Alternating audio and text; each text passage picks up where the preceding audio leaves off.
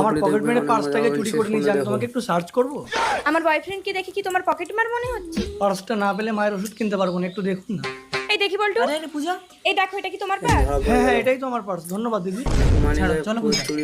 আমি একটা পকেট মারের সাথে প্রেম করছি? পূজা শোনো, আই হেট ইউ। যেদিন তুমি চুরি করা ছেড়ে ভালো কাজ করবে সেদিন আমি তোমার কাছে ফিরে আসবো। ভালো কাজ, আইডিয়া। এবারে নির্বাচনে পল্টুদাকে বিপুল ভোটে জয়ী করুন।